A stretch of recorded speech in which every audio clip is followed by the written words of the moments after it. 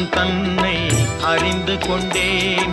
உன் முத்தான தத்துவமே புரிந்து கொண்டேன். முருகா உன் குணம் தன்னை அறிந்து கொண்டேன். உன் முத்தான தத்துவமே புரிந்து கொண்டேன்.